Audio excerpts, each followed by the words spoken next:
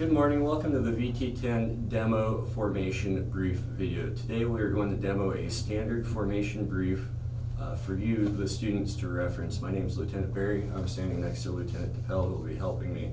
In the audience we have Lieutenant Smith and Lieutenant Wujek, who will be substituting as instructors today. This video does not take priority over your studying. It is to only be used as a reference. All right, good morning. Welcome to the Form 4101 brief. Time hack in 10, 9, 8, 7, 6, 5, 4, 3, 2, 1.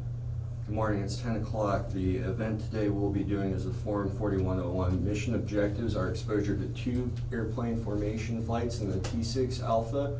Training objectives today will be effective section communications, proper directive area management, exposure to the parade sequence, and executing a geo rendezvous as well. Product review. In front of you, you have your kneeboard cards today, so we'll go over that right now. Kneeboard card review consists of ATC call signs. Today we're going to be Cat 2-2 and Cat 2-3 tactical call signs, Reindeer 1-1 and Reindeer 1-2. Crew is going to be Lieutenant Barry, myself, and Lieutenant Wujek in 1-1, and Lieutenant DePel and Lieutenant Smith in 1-2. We will be inside number 977, parking spot Alpha 6, and 969, parking spot Delta 6 today. Walk, we'll plan on walking at 9:45, takeoff at 10:15, and landing at 1200. Clearance today, we'll plan on doing a VFR to the west, flight plan 25. Com plan is on your kneeboard card, so com plan today.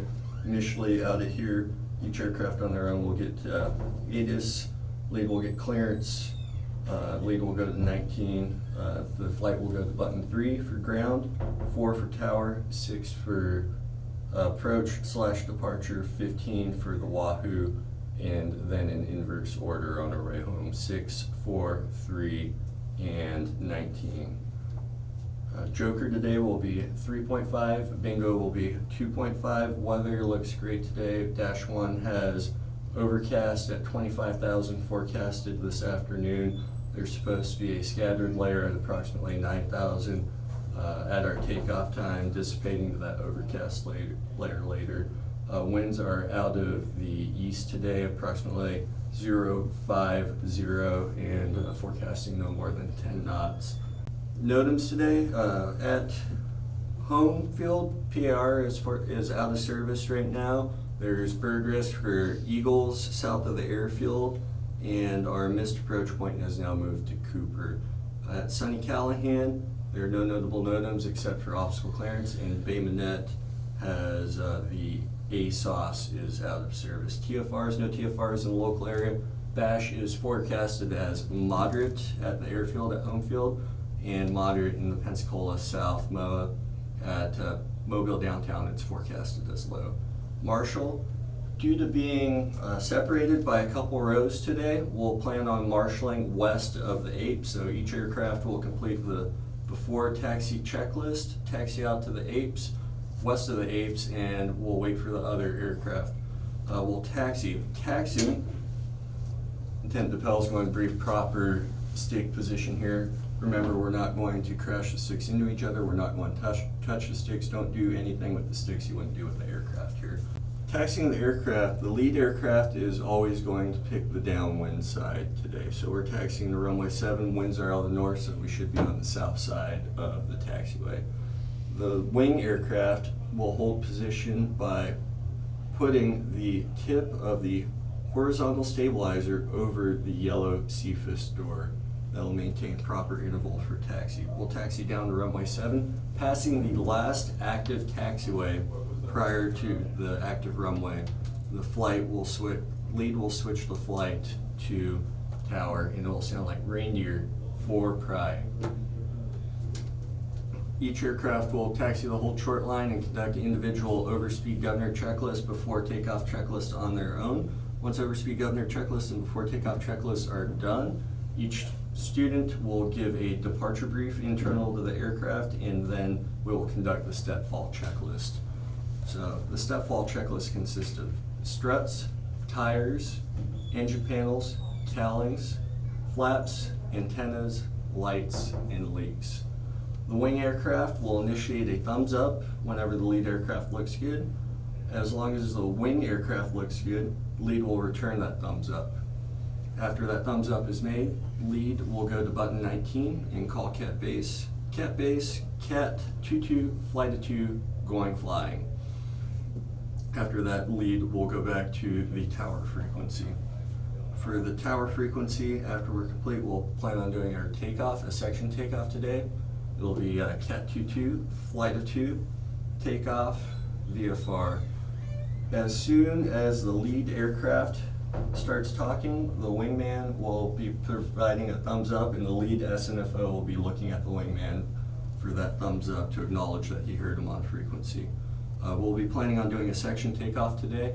The section takeoff, after we're clear for the takeoff, each aircraft will taxi on the runway.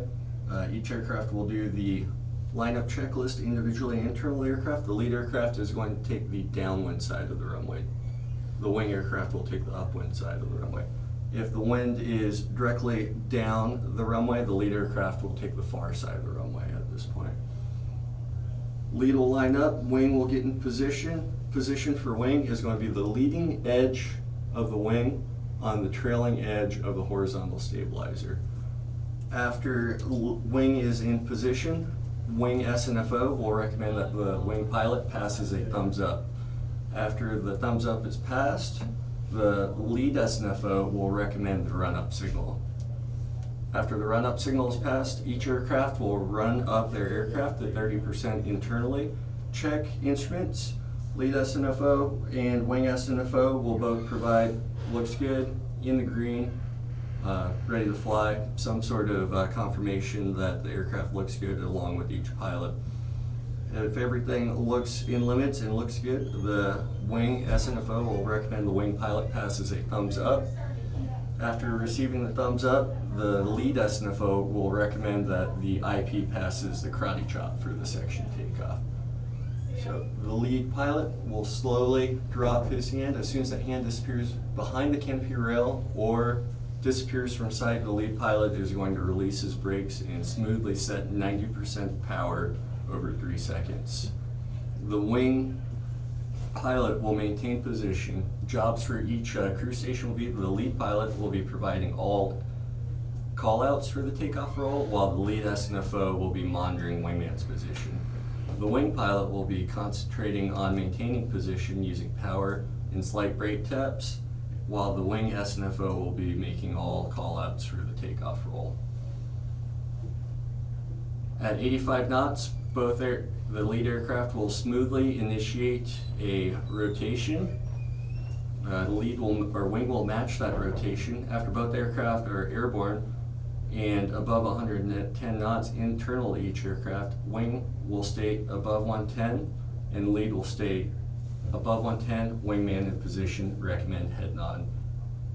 The lead pilot will move his head forward, and as soon as his head touches the back of his seat, gear and flaps come up. As soon as gear and flaps come up inside each aircraft, students and instructors are looking for no lights and the flaps are up. After each confirms no lights and the flaps are up, the wing aircraft will provide a thumbs up and the lead will provide the thumbs up as long as each aircraft looks good. Rendezvous is not required for a section takeoff. En route today we'll be transitioning to the Wahoo block. So we will go ahead, check in with Pensacola departure, and once we're clear of the Charlie, we'll cancel advisories and squawk VFR at that point. For recovery today, we'll plan on doing a Nordo wingman approach followed by a depart Mariner for the overhead at home field.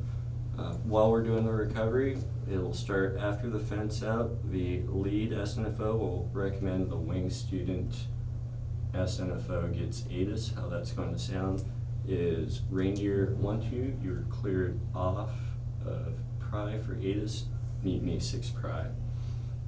After wing SNFO receives ATIS, they'll go ahead and transmit that to the lead SNFO. How it's going to sound is Reindeer 1-2, back up with X-ray. The lead SNFO is going to say send it, and then the wing SNFO will provide the war report. So winds, altimeter, runway in use. On top of this, if there are any cloud layers between us and the airfield that we will need to transit through, or any significant obstacles or airfield hazards will also be passed during the ADIS brief. While we're transiting to Jack Edwards to pick up our approach, the lead SNFO will be on button 6, transmit Pensacola approach, Cat 22, flight 2, information X-ray request. Looking at the wing SNFO for a thumbs up the entire time. After he receives that thumbs up, he'll go ahead, respond to Pensacola approach, and the request is going to sound Pensacola approach, Cat 22, request, radar vectors to the RNAV, runway 7 left, followed by option tower. We'll go ahead and put our squawk. Each aircraft will put their squawk inside the aircraft, with wing squawking standby, of course, still at this point, and comply with the radar vectors associated with ATC. While on the approach, our 3 priorities are to get the wingman into parade, slow down, and configure. The first 2 do not need to be in order. Some gauge / technique is to bring the wingman into parade at approximately 15 miles from the FAF, into slowing down approximately 10, and then configuring in accordance with the FTI 3 to 5 miles from the FAF.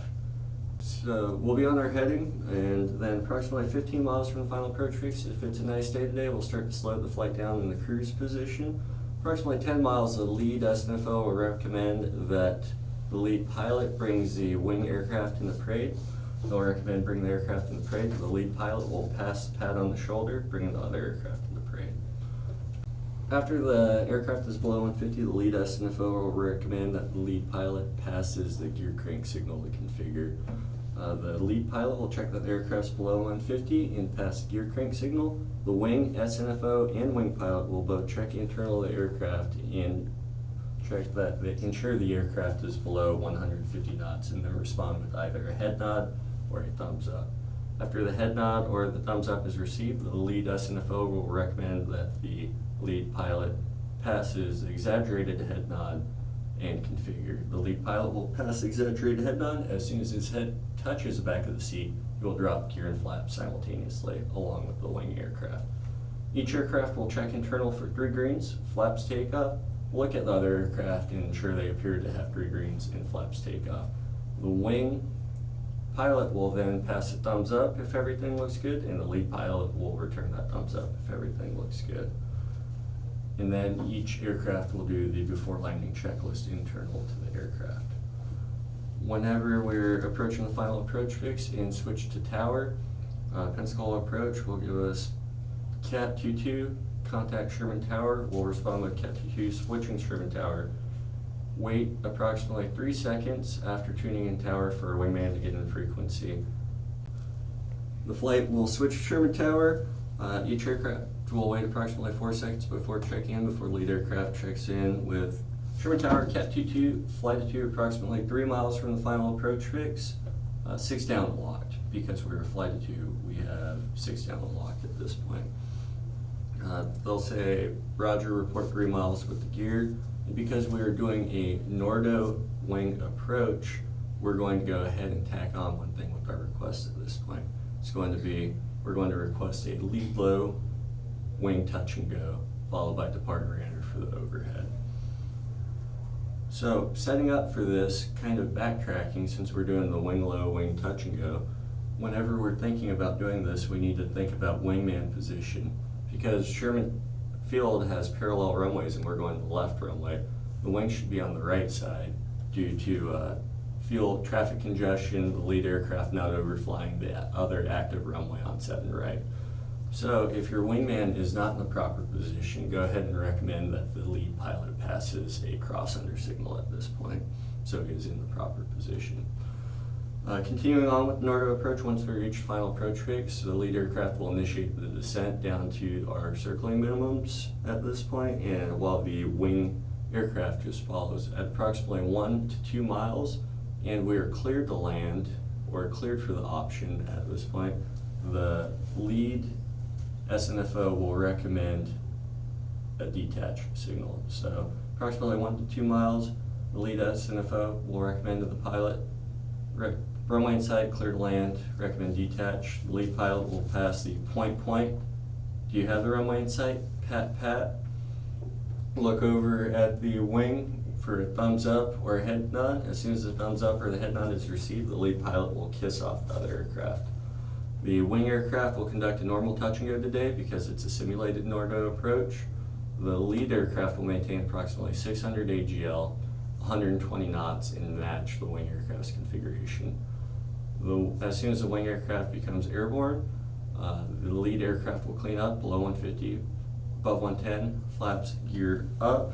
As soon as we're clean, flaps and gear up, 125, flaps and gear up, 125. The wing aircraft will do the same. The wing will execute a circling rejoin for the overhead at this point. We'll do an auto join to cruise today. So the wing will auto join the cruise position while the lead aircraft will depart and enter for the overhead. The overhead we'll plan on doing the fan brake today. So with this, we're transitioning from the left runway to the right runway. For the circling to depart and enter for the overhead, it is advantageous for the wingman to maintain inside the turn utilizing that advantage, flowing to the left side due to the right brake whenever we're rolling out. So the procedures for this, as we're turning inbound, Sherman Tower will ask us to report the initial, and Cat 2 will report the initial. After the wingman's on the proper side, we'll pat the aircraft into parade. After he comes into parade, since we're doing the fan brake, we'll pass the come with me signal. It looks like a fan. Look for a head nod or acknowledgement. And after we call numbers and we're cleared for the right brake, the lead aircraft will initiate a parade rate of roll, maintaining power and the speed brake retracted until we're through 90 degrees of turn. At 90 degrees of turn, the lead aircraft will power idle, speed brake out. Whenever the wing aircraft is executing the fan brake, whenever they roll, they will go power idle and speed brake out, slowing down and creating that separation that's required. Due to the runway being greater than 250 feet wide, it's 200 feet at Sherman Field. We'll plan on doing 1,500 feet of spacing, so we'll know that by the lead aircraft touching down, the set of piano keys after the captain's bar at this point. That's going to be how we're going to maintain our spacing. The lead aircraft will take the downwind side, just like on takeoff, mitigating any prop wash or any vortices coming off the wing, and then the wing aircraft will take the upwind side. After both aircraft are on deck, and if wing has to take the inboard side of the runway, that lead is going to have to taxi off of, the wing aircraft will make a slow call over the tach frequency, letting the lead aircraft know it's safe to slow down. Slow will be whenever we're below 80 knots and we know our brakes are effective and we can stop in the appropriate amount of time. The lead aircraft will taxi off the runway and provide reindeer 3 private and clear over the tach frequency. After that, we'll taxi back to Sherman, our apes at Sherman Field. The lead aircraft will maintain the downwind side and the wing aircraft will maintain the upwind side. For emergencies today, Lieutenant DePel will be briefing the emergencies. Okay, we are scheduled to do a section takeoff today, so sympathetic aborts do not apply. If one of the aircraft decides to abort, the other aircraft will continue the takeoff. Once they are safely airborne, the aircraft that did abort can inform the other aircraft that they did abort and discuss next steps. Likely, the aircraft that took off will recover as a single. If a situation arises in which both aircraft have to abort, aka tower directs it, or because there was another airplane that taxied onto the plane, anyone in the section can call abort, reindeer abort. Each individual aircraft will conduct the abort takeoff procedures. PCO idle brakes is required, treating the center line as a brick wall because it's better to run off the prepared surface than it is to hit your own wingman. Next, mid-air or damaged aircraft. The first thing to take into account with a mid-air or damaged aircraft is to maintain directional control of the aircraft. Once you are able to do that, we can split it into 2 different scenarios. If the mid-air or damaged aircraft was internal to the section, aka we swap paint. We will be done flying formation for the day. We will separate and coordinate separate swaps with ATC, conducting individual controllability checklists and recovering as singles. If the mid-air or damaged aircraft is something that is external to the section, an interloper or a bird strike, the leader will now be the leader. After they maintain directional control, the wing aircraft can conduct a battle damage assessment of the other plane to give insight of how bad the damage is. The last thing to consider, if the mid-air was something external to the section, once controllability is maintained, the wing aircraft will no longer fly parade, but a loose cruise as they lead the section in for the full stop. Moving on, we will discuss Nordo. So the Nordo aircraft, if it wing is Nordo, they will pass the proper signals to lead that they cannot speak and they cannot hear. If the lead aircraft is the one that is Nordo, they will conduct a lead change and pass the proper signals. If the section is in combat spread, the wing aircraft will then come into cruise position to pass the signals. If the lead aircraft is the one that is Nordo, they will porpoise the aircraft to the direct wing to come into cruise and then to pass the signals. So the aircraft with the good comms will lead in for the two different scenarios. The first one is VMC or no HEFO signals passed. The good comm aircraft will bring the section in for the break. Wings clearance to land will be leads touch and go. The second scenario is in IMC conditions with HEFO signals passed. In this case, the lead aircraft will lead the section in for a Nordo wingman approach, and wings clearance to land will be the point, pat, aka do you see the runway, you are cleared to land. And at that point, lead will detach and recover as a single. SAR and on-scene commander, at this point in the brief, we will appoint a on-scene commander. It'll be the senior member of the IPs. Lieutenant Barry is a senior member. He will be the on-scene commander. If this happens, we will respond, pulling out the on-scene commander's checklist and conducting it appropriately, and we will stay there until we get relieved by more capable aircraft, we run out of gas, or they get saved. Lost sight.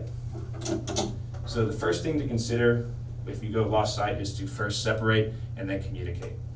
There are 6 different scenarios in which we can go lost sight. The first one we will discuss is that if we are on a VFR clearance and we go inadvertent IMC.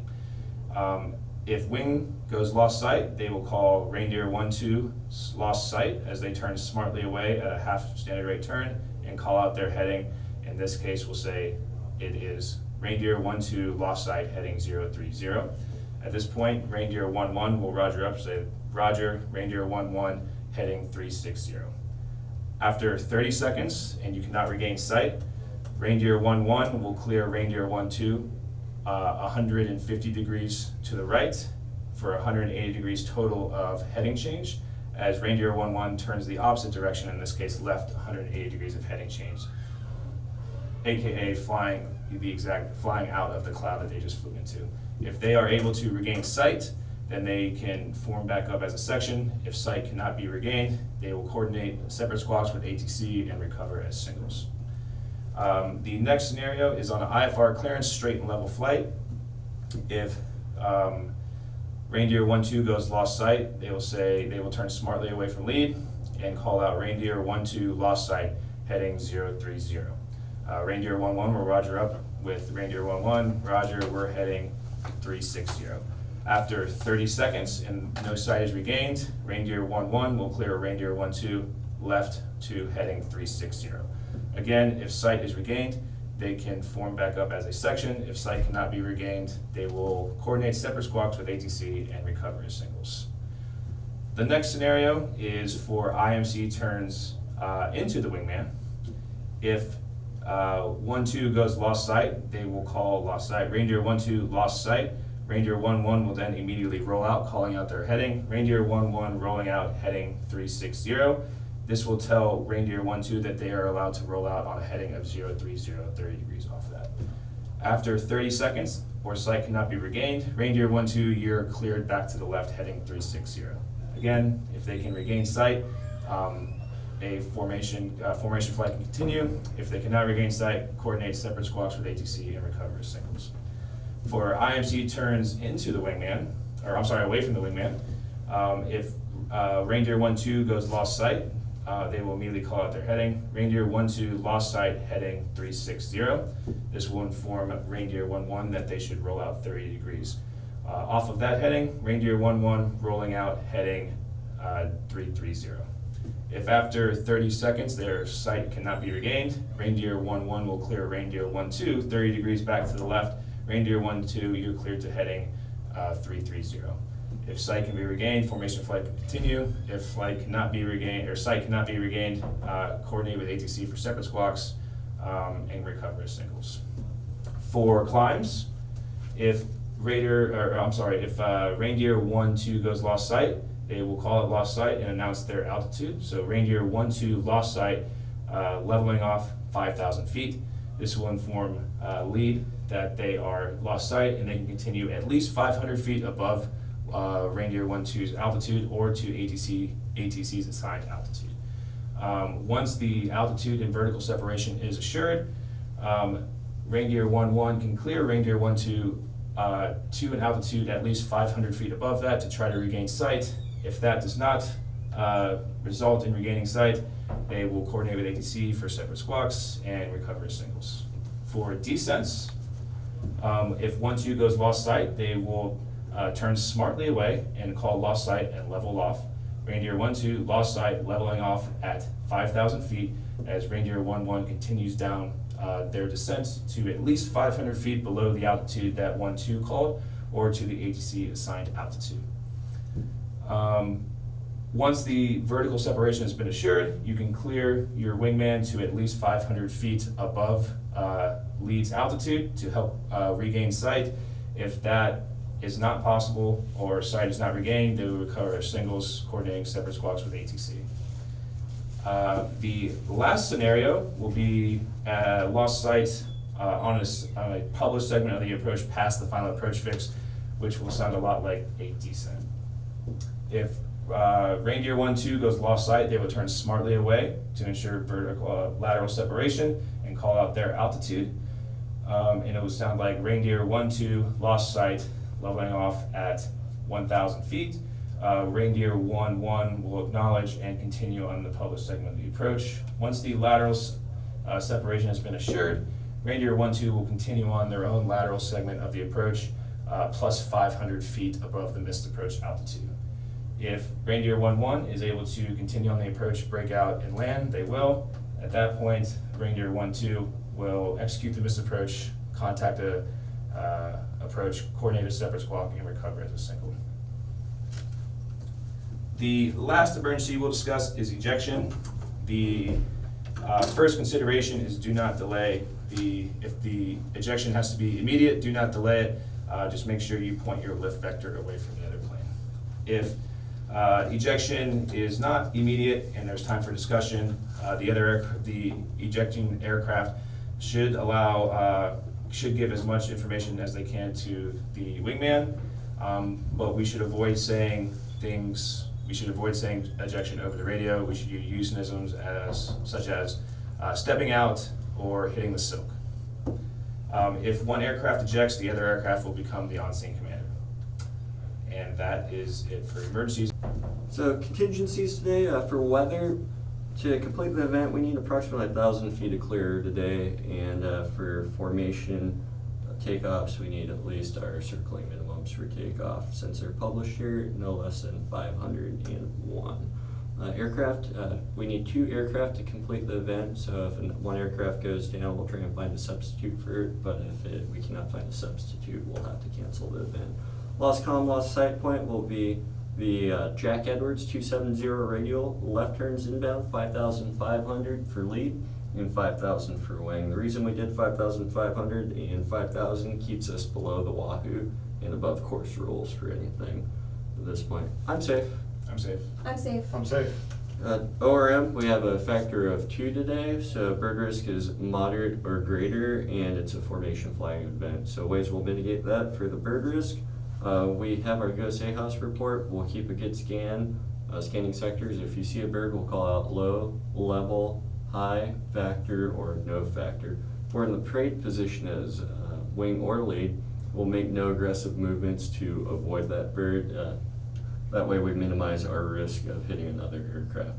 For the formation flying event, we'll mitigate that by using proper formation procedures, and each instructor is qualified in the formation stage today. Questions of the day. Emergency of the day is going to be abort, so PCIL brakes is required. Instrument of the day, can a single pilot aircraft execute a practice approach at a facility where weather is reported below published bins? Yes, as long as that's not our destination or alternate. A normal landing gear extension retraction sequence takes approximately 6 seconds, and when shall emergency fuel be declared? It's when we'll be forecast to land with 100 or 20 pounds of fuel or less on deck. The more the day is bra, bearing, range, aspect, and altitude. Questions on admin? Yes. So today we're doing a section takeoff, but what are the procedures for an interval takeoff? An interval takeoff is going to be kind of the same 3 steps. So we'll each get cleared on the runway, maintain position, and then we'll run after the run up versus instead of doing the karate chop, lead will kiss the other aircraft off. The wing aircraft will wait 5 seconds, and each aircraft is internally going to do their check. So SNFOs, we will be doing the airspeed, off peg, 60 knots, 100%, less than 800 pounds of fuel flow, 85 knots, rotate at that point. Another difference will be here is that the power is going to be at 100% versus for the section takeoff it would have been 90% for the lead, and wing it's going to be as required to maintain position. Do sympathetic aborts apply for this interval takeoff? Yes, sympathetic aborts will apply for the interval takeoff. So if we have to abort, if the lead aircraft aborts, the wing aircraft will match that, maintaining their center line of the runway. If the wing aircraft aborts, they'll wait to call abort over the TAC frequency until the lead aircraft is safely aboard. What reasons would we choose a section takeoff over a interval takeoff? So the reason we chose a section takeoff today is it's for training purposes. For real life, whenever it's not for training, we'd use a section takeoff if the weather was lower. So it's between like circling mins and 1,003. If it gets above 1,003, I'd recommend that we do an interval takeoff. Excellent. When we were coming back in to check into approach, I heard you mention a thumbs up. Who will be giving and confirming the communication with a thumbs up or a head nod? So anytime we check into a new controlled frequency, like a positive push, we'll be looking for a thumbs up or a head nod on that first call from the wing SNFO. So our first check-in today is going to be with tower. Whenever I call tower, Cat 22, flight attitude, takeoff VFR, I'm looking at my wing SNFO, or my wing partner, making sure he gives me a thumbs up or a head nod at that point. And that'll be the same for approach whenever we check in with them both times, and tower or aim when we check in on the second time.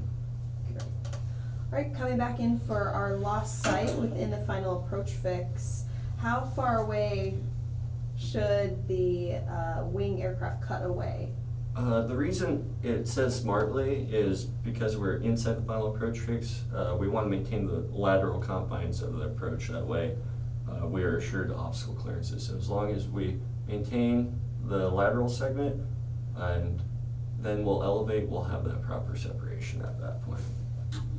And then we'll return the center line after we have that vertical and lateral separation, maintaining 500 feet above each published altitude.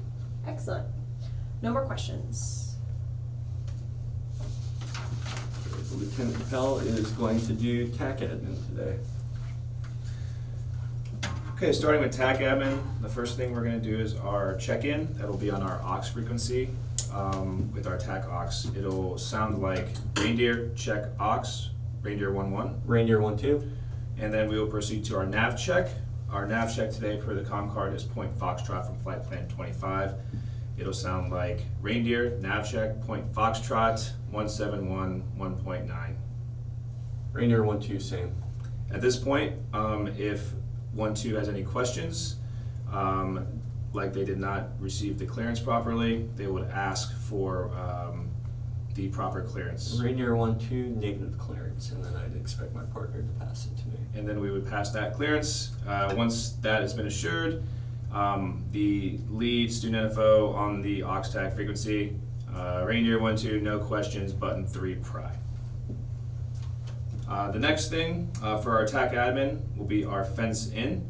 So once we are established with our blocks in the Wahoo, we will conduct the fence in call. The student NFO will start the fence in by saying Reindeer, fence in. Each individual aircraft will then conduct the pre-stall spin aerobatics checklist, as well as directing the lead IP to kick the wing aircraft out to combat spread using the combat spread motion like this. Excuse my reach. Once we are in combat spread, the student NFO will direct the section to a good cardinal heading, and once established in the lateral and vertical confines of our Wahoo blocks, we'll suggest a Excel GWARM to the IP. The IP will then give that call over the aux tag frequency, Reindeer, Excel GWARM reference heading 270. At this point, the PCLs will come to max, and in the proper combat spread position. The lead IP will then direct the section to conduct a GWARM. The first turn will be for 90 degrees for 3 Gs, and the second turn will be 90 degrees for 4 Gs. The turns will sound like Reindeer, 90 left, go, and Reindeer, 90 right, go. At this point, they will check and make sure they have a good G and then declare their fuel states to finish the fence-in call. It'll sound like Reindeer 1-1, fenced in, 9.0, good G. Reindeer 1-2, fenced in, 8.9, good G. Area entry, so we will request two, or try to get 2 adjacent blocks in the Wahoo.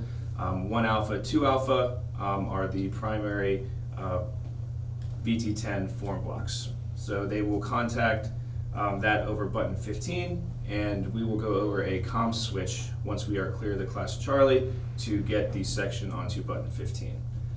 So once the section is cleared of class Charlie, the student NFO on the aux frequency will say Reindeer, button 15, pry.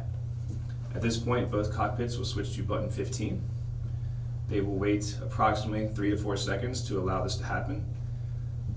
On the TAC aux frequency, the student NFO, the lead student NFO, will say Reindeer, check pry, and then on the pry frequency, button 15, Reindeer 1-1. Reindeer 1-2. Now that we have officially checked in on the Wahoo frequency, the student lead student NFO can request 1 alpha, 2 alpha in the Wahoo.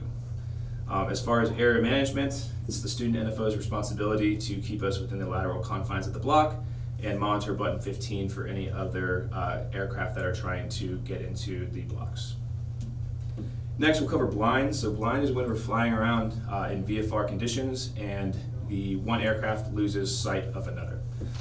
Before going blind externally, you need to confirm blind internally with your cockpit. So if internally to one of the cockpits, if someone is blind, they will say that over the ICS.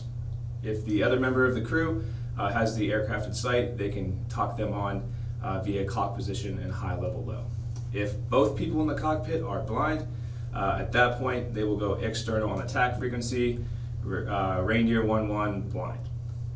At this point, if the other aircraft has them in sight, they can talk the aircraft on using clock position and high level or low.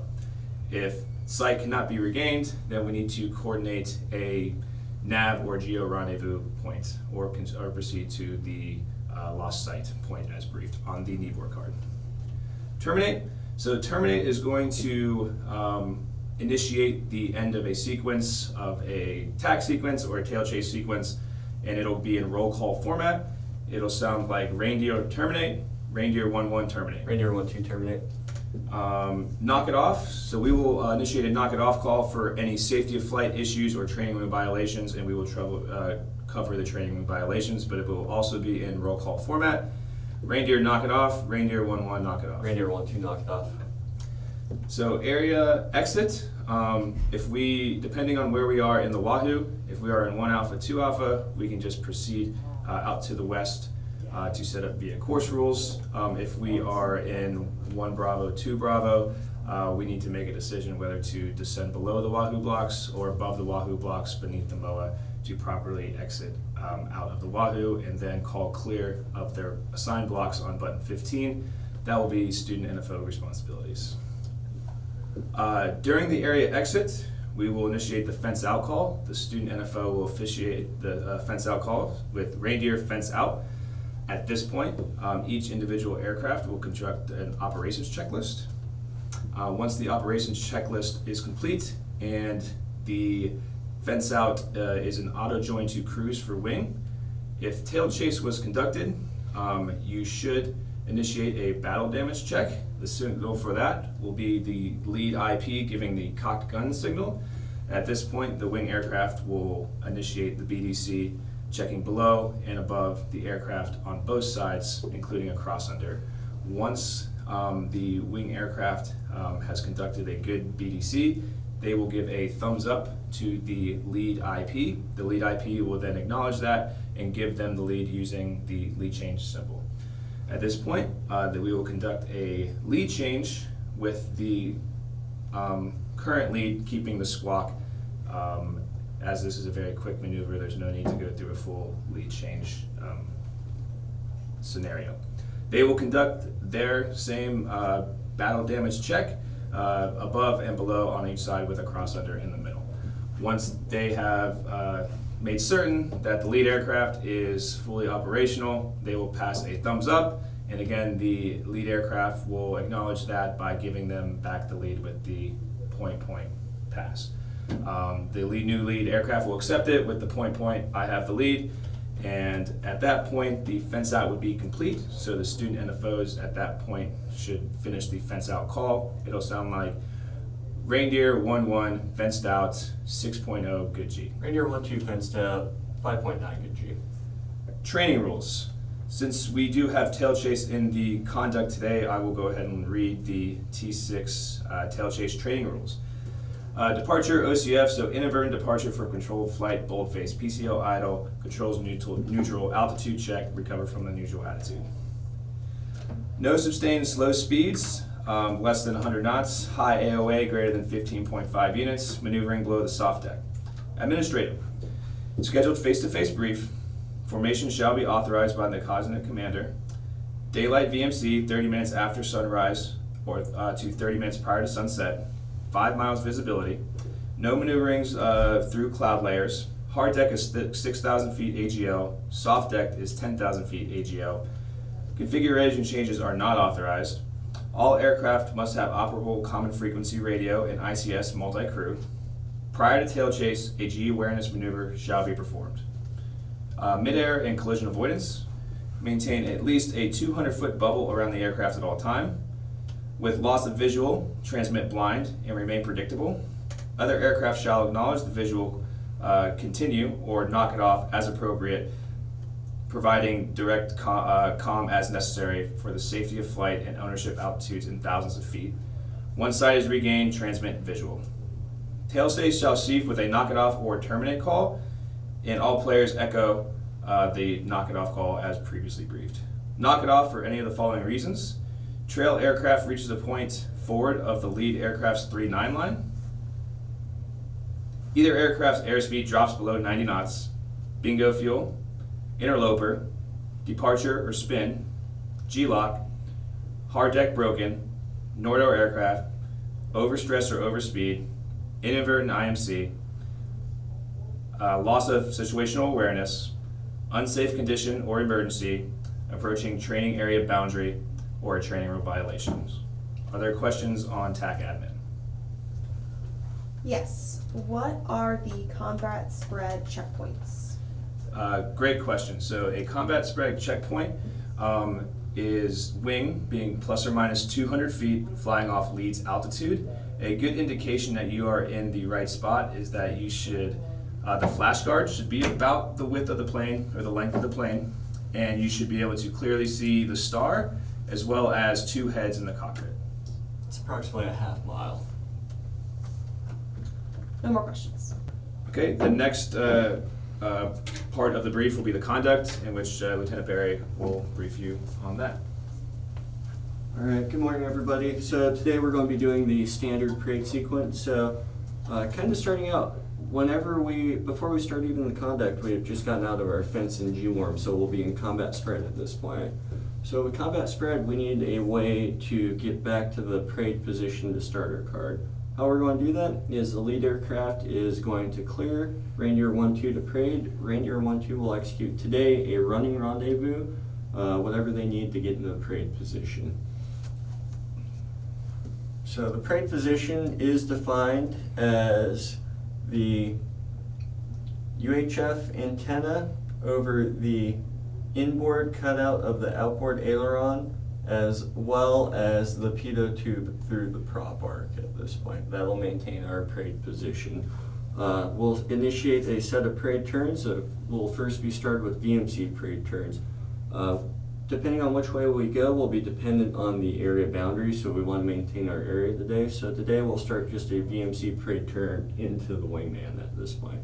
So if we're going into the wingman, it mirrors, we're just going to maintain our parade position. At this point, the wing is still going to maintain its checkpoints of the UHF antenna over the inboard cutout of the outboard aileron and the pitot tube on the prop arc. We'll take it through at least 90 degrees a turn, and then after that 90 degrees a turn, we'll roll out and then transition to a VMC turn away from the wingman. So VMC turn away from the wingman, we'll notice that both aircraft are rolling about their own longitudinal axis at this point. So the checkpoints we're looking for are still kind of the same, slightly different. So the pitot tube will be through the prop arc, but versus being directly on the prop arc, you should be able to draw a line straight down from the pitot tube for the prop arc. The same remains with the UHF antenna. The UHF antenna should draw a line down onto the inboard cutout of the outboard aileron. So we'll go ahead and take that through at least 90 degrees a turn using good wingman consideration, trying not to drag our wingman through the sun and have him stare into the sun. One of our priorities today is wingman consideration. After we roll out of that turn, the lead SNFO will recommend that the lead pilot passes the cross-under signal. Cross-under signal is a raised fist. We'll look back for acknowledgement from our wing pilot, either a head nod or a thumbs up, and the wing pilot will execute the cross-under by pulling power slightly, being able to see those exhaust stacks nestled on wing's leading edge, and initiating 20 feet of nose-to-tail separation. You'll cross under, adding power, slight power over here to maintain position, and then climb back into the parade position using our checkpoints of the pitot tube and the UHF antenna. After we go through the cross under, the next set of turns will be IMC parade turns. So once again, lead SNFO will direct this depending on area management. If we need to go more than 90 degrees a turn, we can do that. So we want to at least take them through 90 degrees a turn. The lead pilot will initiate today turn into the wingman. So the checkpoints are going to remain the same as a VMC parade turn into the wingman, and then roll out, and then we'll initiate a turn away from the wingman. How this changes for wing: instead of rolling about our own longitudinal axis, we're maintaining position with the UHF antenna over the outboard aileron cutout and the pitot tube over the prop arc, so standard parade position. This is going to be followed by the lost sight exercise. The lost sight exercise will be done on the second IMC parade turn, whether it's into or away from the wingman. The lead SNFO will initiate the lost sight exercise by saying, "Reindeer, stand by, lost sight exercise." The lead SNFO will then recommend the pilot to send the wing aircraft lost sight. So depending on area management today, will kind of depend on how long we take this turn through. Remember that we need to keep the wingman within our area block, so we don't want to send them lost sight towards an area boundary at this point. Whenever it's time to send the pilot lost sight, the lead SNFO will recommend sending the pilot lost sight. The lead pilot will pass over the radio, Reindeer 1-2, go simulated lost sight, and since it's a turn away from the wingman at this point, the wing will level out, call Reindeer 1-2, simulated lost sight, heading 360. The lead aircraft will continue its turn for 30 degrees, level out at heading 030. Simulated 30 seconds, simulated climbs and descents. Reindeer 1-2, you are cleared to heading 030. At this point, the next step in our card is going to be the BNR, but we're separate here, so we need to coordinate to rejoin the parade. So just like before, we'll come over the radio. Reindeer 1-2, you're cleared to parade, and he can execute a running rendezvous, or if boundaries are an issue, we can execute a circling rendezvous. After Reindeer 1-2 comes into parade, the lead SNFO will recommend the run-up signal, because the breakup and rendezvous is our next maneuver. So lead SNFO will recommend the pilot passes the run-up signal. Pilot will look over at the wing pilot, pass the run-up signal, look back at the wing pilot for acknowledgement, and then provide a kiss-off. The lead pilot will execute a max power 200 knot turn away from the wingman for at least 180 degrees of heading change. The wing pilot will wait 3 seconds before executing his turn. After he executes his turn and is in trail of the aircraft, the wing SNFO will call in trail over TAC frequency. After he calls in trail, the lead pilot will turn left or right with 30 degrees of bank angle depending on area management to execute the BNR. As we are executing the BNR, the checkpoints the wing pilot are looking for, we're looking for ABCs. So altitude, so wing should be on the horizon or just slightly above it. Bearing will be the vertical stab over the outboard wingtip will be 45 degrees of bearing. Enclosure, we want to be plus or minus 200 knots. And throughout this entire time, the wing SNFO will be calling his ABCs, altitude, bearing, enclosure. If the aircraft is sucked, you will start to see the vertical stabilizer slide down the wings from the tip of the wing into the middle of the wing, and we'll correct that by turning into the turn. If the aircraft is acute, we'll start to see a space in between the vertical stab and the wing tip, and we'll correct that by turning into the wingman at that point. Once we're on bearing line, in approximately 1 to 3 plane lengths, the wing aircraft will stabilize on bearing line and then execute a cross under to consummate the BNR. So it'll be a slight power pull in like a V and then out like a J into the VMC parade turn away position. We'll continue that turn for area management, however long we need to continue it for. Roll out, and then our next maneuver is going to be a BNR to an underrun. The lead SNFO will recommend that the lead pilot passes the run-up signal. The lead pilot will pass up the run-up signal. Look for acknowledgement from the wing pilot. After acknowledgement, clearing the area, he'll provide the kiss-off signal. 180 degrees, max power, 200 knots, and 3 seconds as well for the wing aircraft. The wing SNFO will call in trail. After calling in trail, the lead pilot will call over the radio, setting 180 and set 180 knots indicated. While doing this, we are performing a forced underrun at this point. So the wing SNFO shall still be monitoring his ABCs as well as looking outside. Approximately 75% outside, 25% inside. What we're looking for, if we need to underrun, we can underrun for excessively acute and close, or excessive closure. And today will probably be excessive closure. Whenever it looks like we need to underrun, the wing SNFO will recommend underrun, lower level idle boards. And then the wing pilot will execute the underrun, coming out to the perch, approximately 4 plane lengths away, and call underrun over the TAC. Reindeer 1-2 underrun over the TAC frequency. And then Reindeer 1-1 will call Reindeer 1-2, you are cleared inside when stable. Whenever he is stable and coming inside, the lead SNFO will recommend the lead pilot sets 200 knots while the wing aircraft sets up for a normal BNR. 200 knots, calling ABCs, 1 to 3 plane lengths, and then execute in like a V, out like a J. We'll keep this coming along until for area management we'll roll out, and the next item on our card is tail chase. So tail chase will be passed by the lead SNFO recommending the run-up signal. The lead pilot will look over at the wing pilot for a head nod or a thumbs up. clear the area and then kiss off the wing pilot 180 degrees, 200 knots, max power, leaving power set in. Wing will follow approximately 3 seconds, and then the wing pilot will say in trail at this point. After the aircraft calls in trail, Reindeer 11 will call Reindeer fights on. Today we're doing the primary form parade sequence, so we'll do 1 3G pull for 270 degrees, 1 4G pull for 270 degrees, 2 wing overs, 1 barrel roll, and 1 loop. What we're focusing on for the both SNFOs is maintaining wingman awareness in aircraft state. So we want to make sure we're calling the deck at least 500 feet prior using rising voice inflection. We would like to make sure we call out altitudes and airspeeds to back up the pilot and call out wingman position, high, level, low, factor, no factor. The lead SNFO may need to use a combination of mirrors and body position using the rail to brace themselves as necessary for maintaining sight of the wingman at that point.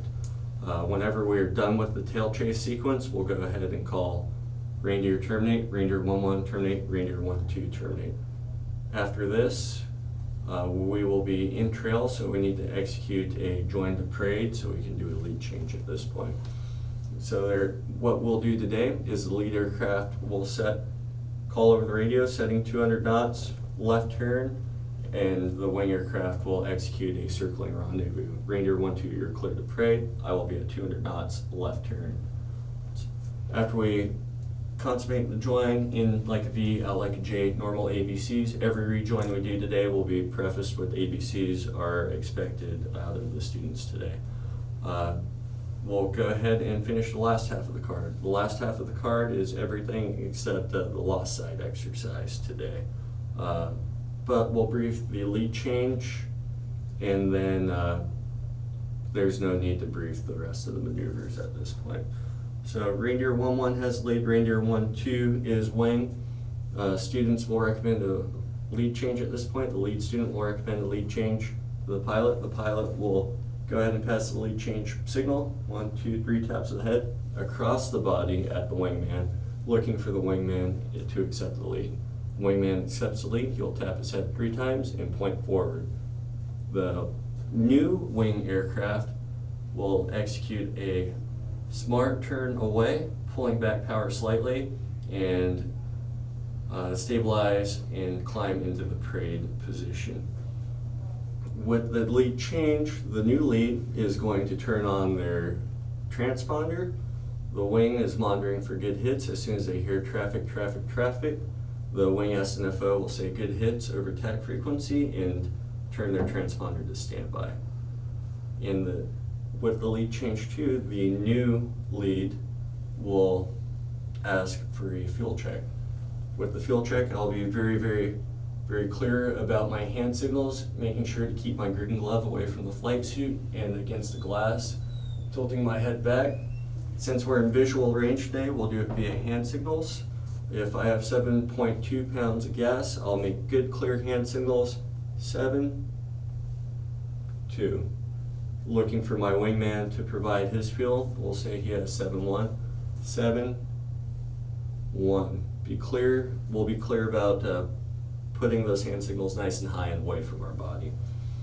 After we hear the fuel states, we'll pass each fuel state to our FP. After that, we'll go ahead and conduct the rest of the conduct card and swap lead changes after the tail chase for our way home. Any questions on? Yes. What are the responsibilities of the lead student NFO during the BNR or the BNR enforcement run? The lead SNFO will always be monitoring the wingman at this point. So what we're going to be looking for, if he appears to have excessive closure, excessively acute, anybody can call our underrun. So if I feel that he's coming in too fast and I start to feel uncomfortable, I'll call Reindeer 12 underrun. No questions. All right, so myself and Lieutenant DePel will go ahead and demo a debrief guide. So all these items are in your VT10 formation briefing guide. It is on the website. Please reference this. Practice makes perfect. For the debrief, it is on the last page, and whoever led the flight will lead the debrief. So the debrief, we'll just go straight down the page here. So safety of flight training rule violations, this is the time to bring up any safety of flight. If we were doing tail chase and we got at 5,800 below our hard back of 6,000, bring that up and we'll have a discussion on that. If there are no safety of flight training rule violations, we can just say none. Questions from the brief. If we did anything in the brief that did not make sense during the flight, or we briefed something we didn't do from the flight and there's questions on that, we'll go ahead and address it at this point. Admin, for the rest of these, we will only talk about these if there is something of note. Let's say for Marshall, nothing, taxi the lead aircraft lined up on the wrong side for the winds. We'll go ahead and debrief that at this point. Same for takeoff, departure, en route, and then recovery, any abnormalities that happen on these. What we're focused on is abnormalities. If nothing happened, we're not going to spend a lot of time debriefing. TAC admin, environmentals, think about how the weather and the sun affected you today. Were there clouds? How did the clouds impact our flight? Did we have to change our profile? How was the sun? Did we have to make excessive corrections to keep our wingman out of the sun today? The rest of these, check-in, nav check, area MTR entry, fence in, out, G-worm, area MTR exit. We'll only address these. We'll say standard for these unless there's something abnormal that we need to debrief. Same with mission conduct. Wrap up, mission objectives. It should be a success as long as you came prepared for the brief and prepared for the flight. Training objectives, we'll review these, make sure we met them. And goods and others, this is where ourselves as the IPs, we're going to ask you to identify one thing you did well today and one thing you want to work on. So naval aviation is all about self-critiquing. We can strive for perfection, we may not mean it, but we're going to strive to perfect ourselves. And then we'll go into a discussion in the next event. So we'll go over profiles, where to go, what items you still need to do, and any other factors you need to. So thanks for watching the video. Please watch. This is no substitute for actually practicing the brief. Your uniform partners should probably practice the brief at least 3 times before you go do it, if not more. Make sure you have this stuff down, you've studied, and good luck in formation.